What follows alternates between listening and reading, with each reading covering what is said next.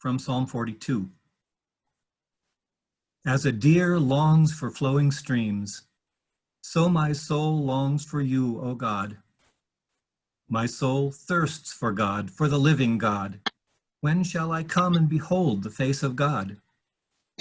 My tears have been my food day and night, while people say to me continually, where is your God? I say to God, my rock, why have you forgotten me? Why must I walk about mournfully because the enemy oppresses me?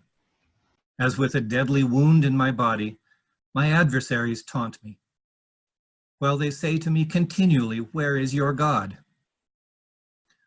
Why are you cast down, O my soul, and why are you disquieted within me? Hope in God, for I shall again praise him, my help and my God. And from the New Testament, the Gospel according to Matthew, chapter 11, and then chapter 22 after that. Come to me, all you that are weary and are carrying heavy burdens, and I will give you rest.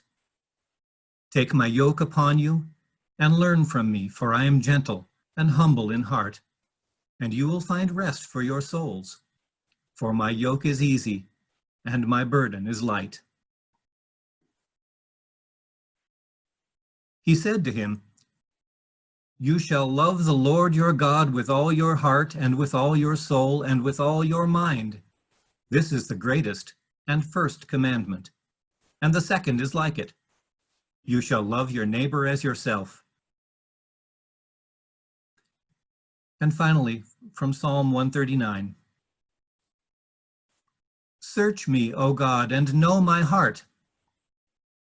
Test me and know my thoughts. See if there is any wicked way in me, and lead me in the way everlasting. Thank you, God, for the scriptures.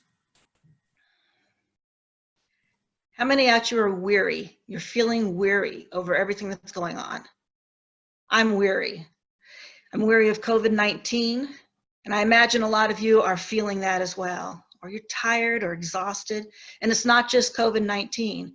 There's a lot happening in our world, in our nation, in our state, in our relationships. It was very strange for me when I cautiously entered the new real world in my mask. I was going to see my optometrist, and there was this older woman sitting outside the office. She was wearing her mask too, and she was obviously waiting for someone. As I got closer, I looked at her and smiled a greeting, immediately realizing she couldn't see my smiles. Just me, a complete stranger, staring at her. So, feeling the need to explain myself, I said, I smiled at you to greet you, but I realized you couldn't see it, but I did, so hello, I hope you're having a good day. And I smiled again with my mask on. I don't know if she smiled or not. It's difficult to read people these days. I didn't always think about how much we need to take in with the whole face to better understand what people are saying and thinking or want to convey. The masks cover up so much of how we communicate. Add dark glasses on that sunny day, and we've lost one of our most important key resources for communication, our faces. We can still hear another person's voice. It's a little muffled, but after saying, what? Excuse me, what? A few times, we finally get it. But we're not seeing the full spectrum of nonverbal communication. It doesn't exist. The eyes can only do just so much. It seems that it's more important than ever to look someone in the eyes. And remember, the eyes are the window to the soul. It is, it's important to see faces, not just for the purposes of communication, but also because we need to see our people, our family, our friends. Video messaging is a godsend, and I do mean big G, God. The need to quarantine and the devastation that COVID can cause requires us to limit our in-person interactions. But there's also opportunities for meeting as long as we keep a safe distance and wear masks when necessary. When we replaced our driveway in January, we decided to extend our front porch, and it has been a real blessing. I'm able to meet friends, and we sit on that lovely, roomy porch. I don't think I've ever spent as much time outdoors, though, as I have so far this summer. I miss my folks, and would love to go down to the Springs to see them and spend some time there. But I want them to be safe. I have a friend who has grandchildren on both coasts and doesn't know when she'll be able to see them. People gather with friends for socially distanced tea parties. I meet friends every week via Zoom or Facebook video messenger. I want to see faces. I miss faces. The routines of our lives have changed significantly. Working from home, shopping guidelines, plans for family visits and trips came to a screeching halt with COVID. Carissa was set to go to Disneyland for her birthday in March. We ended up doing virtual rides at home on the couch and Zooming a birthday party. She said it was her second best birthday. Some people do choose to travel. Friends and family need to decide what's right for them with regard to being together. Masks, social distancing. Everyone must make their own decision on what they're willing to risk. Loneliness may be felt more intensely by those who are normally physically alone to begin with. There are others with a sense of being alone with people around them. The feelings of aloneness are exacerbated by the isolation and interruption that COVID-19 brings. With the new standard of working from home, we may find that the people we live with under normal circumstances, such as when you're not around each other quite as much, are more annoying than you remember. People can lose patience, voices may rise, and situations may not be managed as well as we'd like. We call these learning opportunities. There are also times when couples and families may grow closer. Relationships are strengthened, new interests and fun may be discovered. There's more time to really know someone. They say that introverts do better than extroverts during this COVID time. I'm not sure. Whether you're an introvert or an extrovert, you need people, just in different ways. We all need people. I've said this before and often, we are created for a relationship with God and with others. And now the paradigm we've known our whole lives for conducting relationships has changed. While the construct of our relationships is different, the relationships themselves still exist. In fact, many people are connecting more and reviving stagnant relationships with friends and family. Sometimes we need to be proactive. We've discovered that there are a myriad of ways in which we could have reached out before COVID, but we didn't. It's imperative now. After COVID, we'll have no excuse for not continuing. Our relationships are still here. We just need to grow them differently. Meeting for worship has changed for us a lot. We have Zoom and other technology with which to meet, but there's some church family members unable to attend, and I miss them. Technology doesn't work for everyone. We're also missing the children. I love it when the kids show up on their parents' screens, peering into the camera, just being kids. I picture them running through the church hallway, waving in and out, making noise and causing smiles to come over our faces. I smile just thinking about it. And cats. I never knew so many people had cats.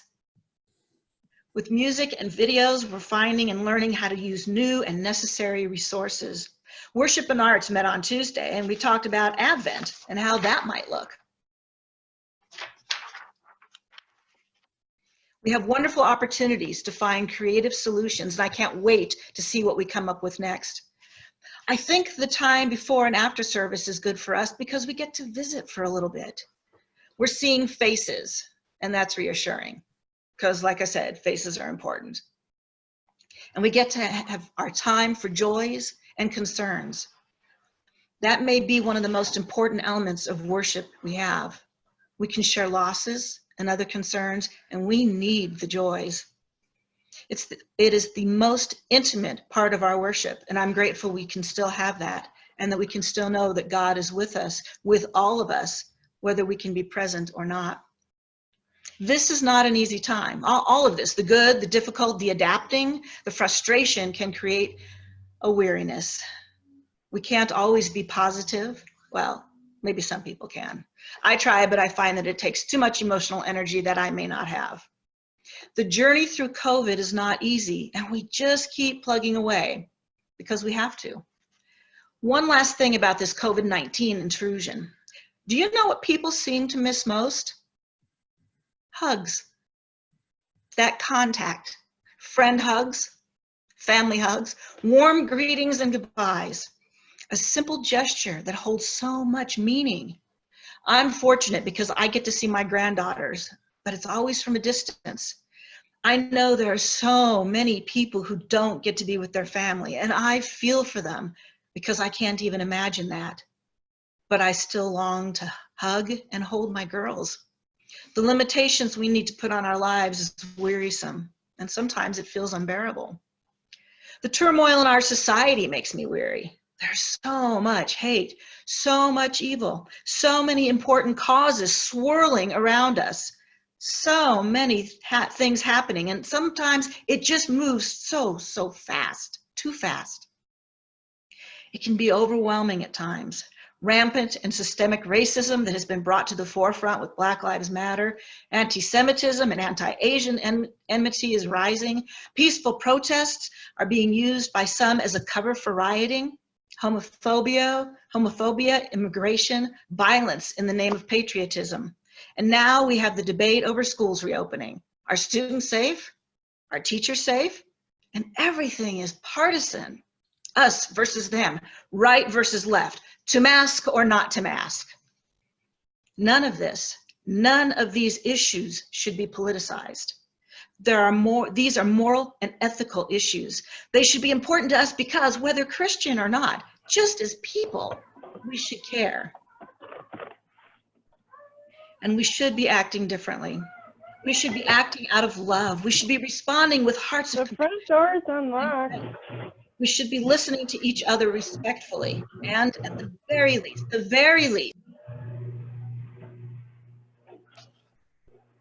I'm listening to church. as followers of Jesus, we need to heed his calls for justice and compassion. We should care deeply and be concerned about everything that is happening around us. Seek and see opportunities to respond to Jesus' calls. One of the easiest yet most controversial ways of demonstrating the call to compassion can be accomplished through COVID guidelines. It's so easy to be Christ-like in this.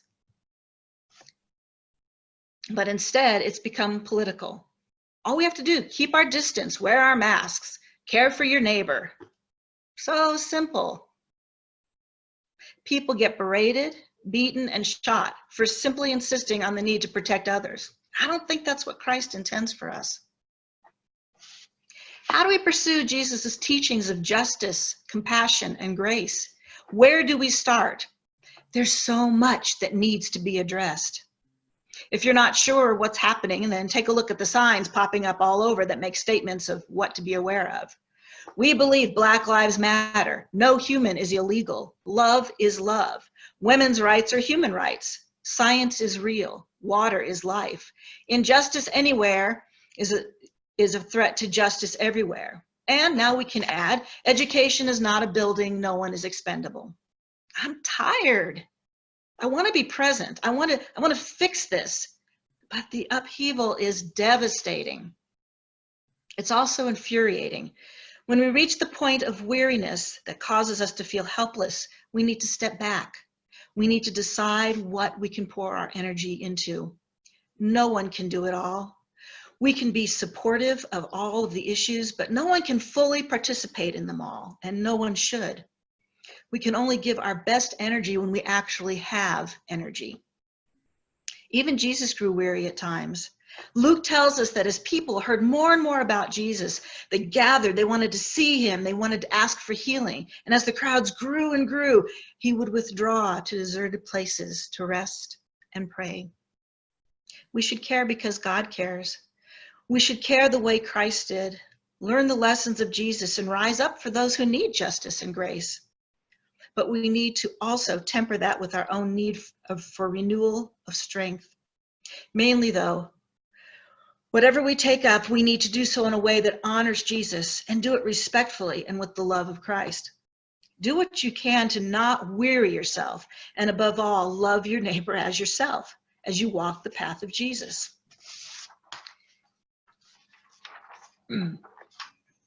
In my weariness, I have reached the point of having no words to fully express everything I'm feeling. Anger, frustration, confusion, fear, helplessness. There are no words that adequately articulate the depth of my emotions. And I even have a thesaurus and a dictionary. No words. Anymore, that's my response. No words. I've heard a lot of people say the same thing. I'm waiting for the conversation that goes, no words. No words, no words. I think that if we care enough, if we love like Christ, we will be weary. I figure that if Jesus got weary at times, we certainly will. The word weary, rather than tired, worn out, fatigued, or any others, I think best describes what most of us feel. Weary, it's a heaviness, it's drained energy. It permeates everything, and it's the exhaustion of heart, mind, and soul. Weary. I look at COVID-19 and the turmoil in our nation. I wonder, how do we get through this? The thing is, it's not usually the big things that trigger our breaking point. Sometimes the greatest weariness in our lives is presented through the everyday responsibilities, activities, and happenings that now seem magnified. Homework, housework, work now done from the home, getting up late, too much sleep, too little sleep, which is me today, getting dinner or breakfast or lunch, a dish breaks, you step on a Lego, the dog gets out, the dogs get underfoot when you're trying to set up your computer on the day you have to do the sermon. The car won't start, plans fall through, the dryer won't dry, a toe is stubbed, your phone keeps shutting down when you're trying to talk to someone. Caregivers give more, money is tight, jobs are lost. Searing heat makes it difficult to get out, but you need to get out because you feel like it's been ages since you left your house. I imagine all of you have things that you can add to that list. It can be especially difficult on children. They get bored, which can lead them into trouble as they find bizarre ways to relieve their boredom, such as the 2-year-old emptying an entire bottle of cinnamon on the living room floor. You want them to listen and they don't. You want them to clean up and they won't. Children aren't able to be with friends. And if they are, it's usually some kind of drive-by visit or meeting in the park, playing together at a distance. They can actually work for a while, but not often. An only child has no one but the adults. Siblings that play together well are still siblings, and there are the usual spats that can occur.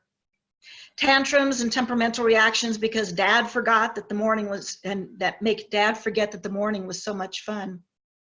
Mom needs a little bit of quiet for herself, a warm bath and a book, but instead of solitude, a child needs help with something. Couples are unable to go out together because there's no one to watch the children due to COVID. Children feel the losses in their lives as much as the adults, and often more so. Anya has decided that when COVID is over, the first thing she's going to do is come over with her sisters, give me and Auntie Carissa hugs, and spend a week with us. I think Kendra loves that idea. She's probably planning a week-long date with Casey. Parents struggle with guilt because they think they should be doing a better job helping their children navigate everything. Never mind the fact that mom and dad are nailing it for a good portion of the time. It's not like every day didn't exist before COVID.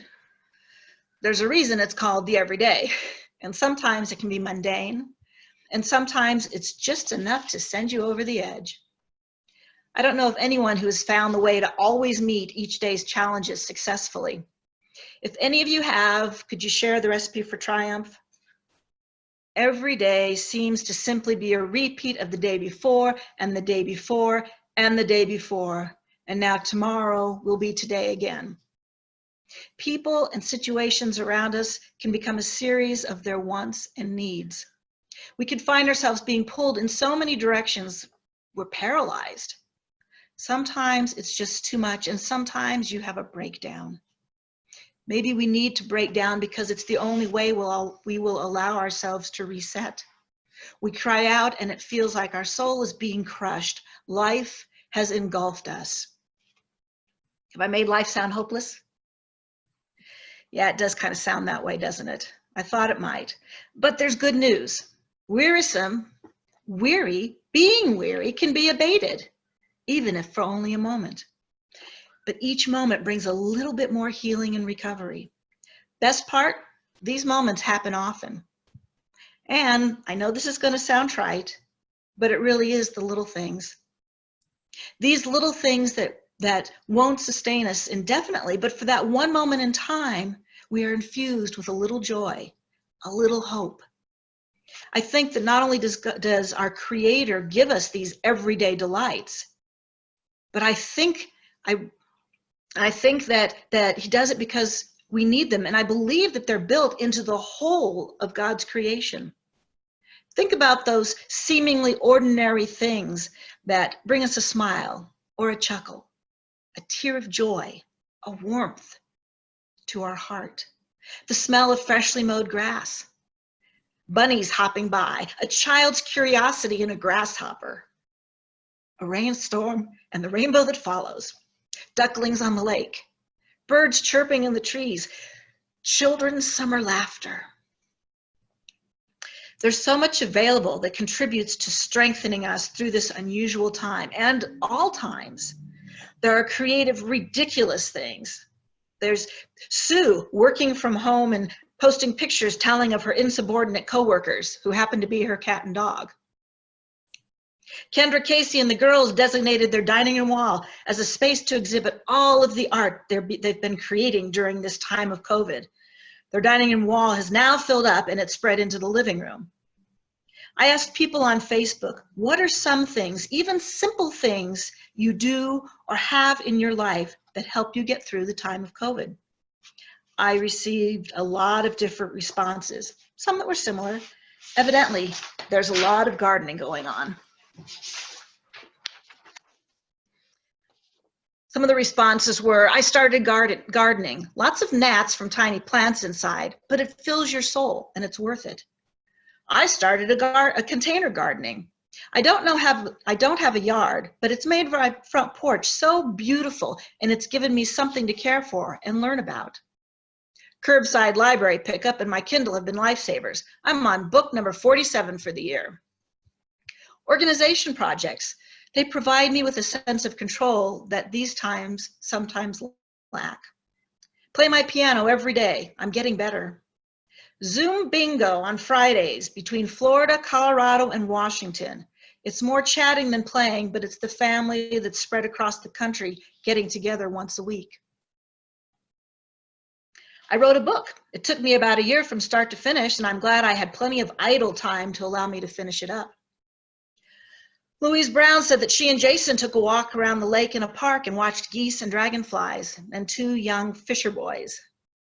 She also shared that she's reading voraciously and participating in several writing groups.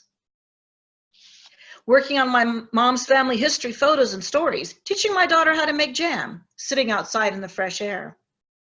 My oldest son, Josh, suggested changing up the routine.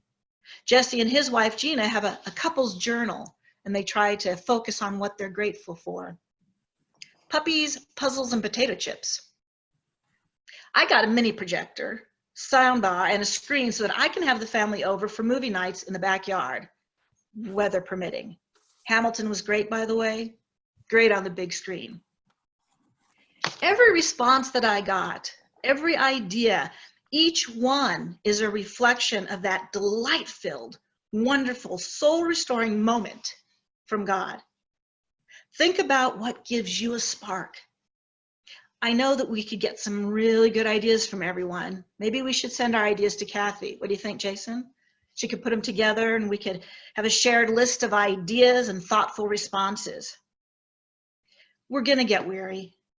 COVID has changed the way we do life. Social upheaval will impact how we think and define critical issues. Our weariness is not all there is, though. Each of our God moment restorations afford us opportunities to renew our heart, mind, and soul for what's next in our everyday.